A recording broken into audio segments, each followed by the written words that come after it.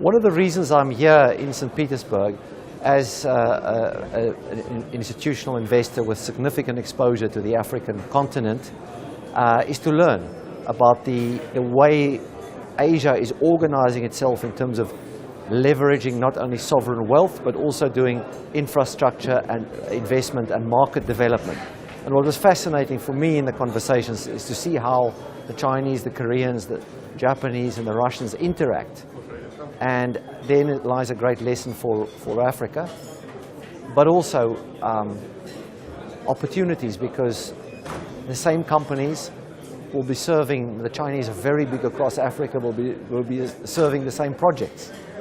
Infrastructure is a very interesting class in the sense, and not traditional infrastructure as just a bridge, the debt related to it, the equity to the companies providing it, given that there is so much going on and will be going on with the US retooling and with the emerging markets coming mainstream and doing more and more, and long-term bond markets actually not that attractive.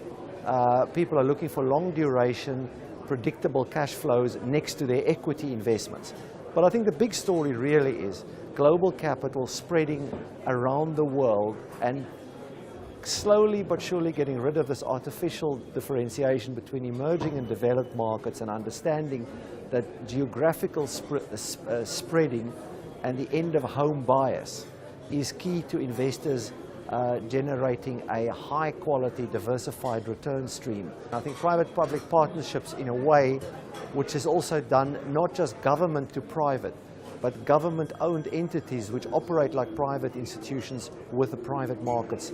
I think that's the way private investors get comfortable about risk, and that's the way they would be extending their exposure to markets where they may not have as much knowledge as they could have. And so in Russia, the whole way the Russian Direct Investment Fund has been created and has been set up, to me is extremely impressive, and I'm sure they will have great success.